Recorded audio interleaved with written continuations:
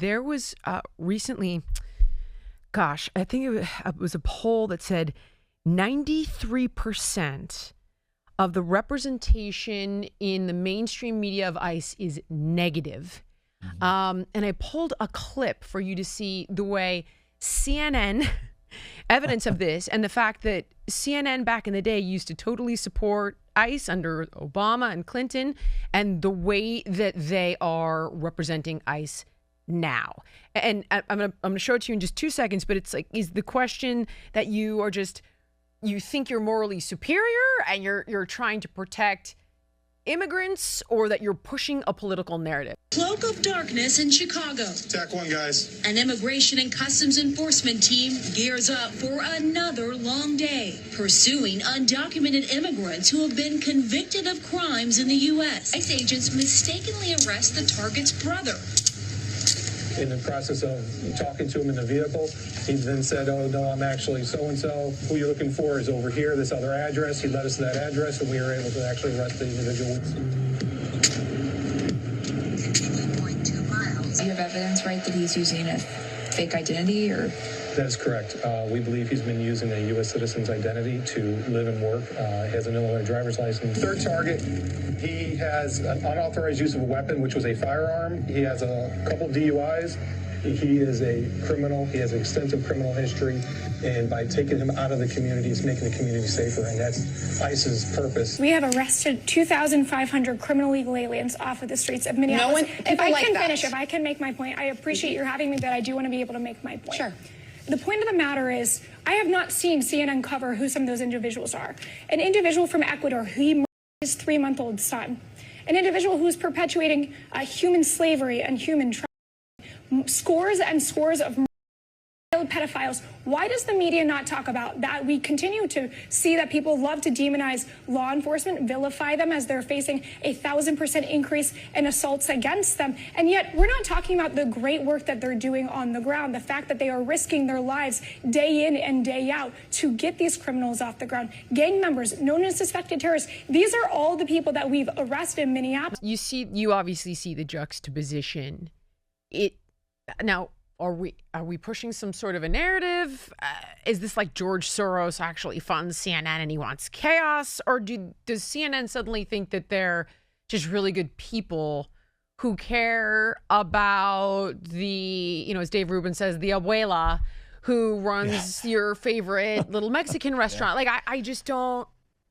I think the issue is never the issue. The issue is power. Or the issue is the revolution, or whatever you want to say. This is why Obama could do something and it was perfectly justifiable, and when Trump does it, it's evil and horrendous and, right, and tantamount to fascism. It's all about which team is doing something, and additional context isn't necessarily required for any of that.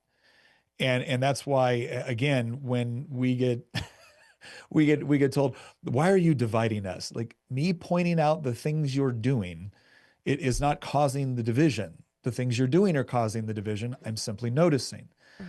And, but yeah, I'm just not at all surprised anymore, because there were any number of topics that would come up that you would have thought 10, 15, 20 years ago that we could have looked at and said, there's some sort of objective criteria by which we can analyze this information and then come to a logical conclusion, right? Regardless of where you are on the political spectrum. The problem is that when you look at critical theory, and people know about critical race theory, but it's something more than that. Critical theory is a way of seeing the world through this lens of power dynamics. And so this is how you get posters going up in the Smithsonian that list out things like the scientific method and linear thinking as attributes of whiteness. Yes, the white culture posters. I got in a huge fight on that. Yeah, CNN. so this is where I go back to is that it used to be that when I was debating with someone on the other side of the aisle, they might have one perspective that, based off of their experience and education, that led them to conclude something.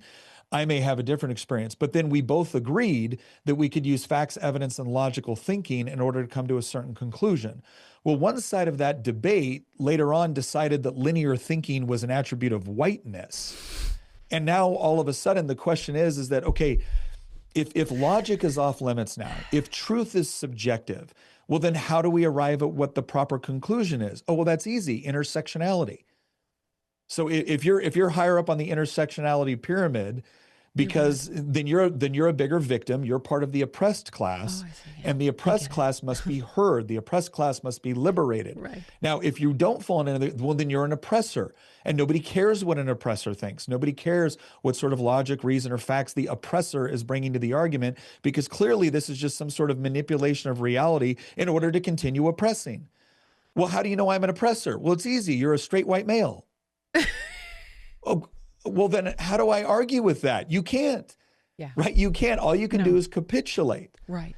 And so that's where we're at right now. The whole way that we make these arguments has very, very little to do with facts and evidence.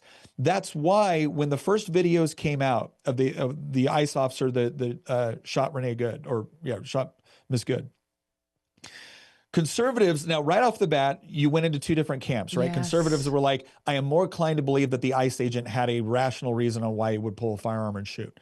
The left was like, she was murdered in cold blood. That's the only possible explanation. Then the first videos came out. Well, I know a little something about escalation of force. I know a little something about rules of engagement because I was a Green Beret. I fought overseas, and our rules are a little bit different, but I understand how they operate. And I'm looking at those first videos going, okay, this maybe there's some room for some criticism here. And then other videos came out, and now all of a sudden you're seeing the officer get hit by the car, and you're like, okay, no, I'm sorry. If he's getting hit by the car, that's a justifiable shooting. And what was amazing to me is that the videos had zero impact on what you thought about this if you were a leftist. But it did have impact for a lot of people if you were on the right. Because we don't see logic as a tool of the patriarchy. We see it as a system that anybody can use in order to come to rational conclusions. But for the left, all it did was make them more mad, right? All of a sudden, getting hit by a car was not a big deal. For a bunch of dudes that like to protest in the middle of the freeway, I'm pretty sure you don't want to start perpetrating the idea that not getting hit hit by a car is not a big deal. Right? Otherwise, it's going to look like Grand Theft Auto 6 out there. All right, guys, if you like this clip and you want to watch the full episode, click here. And if you want more content like this, you can subscribe to the show by clicking here.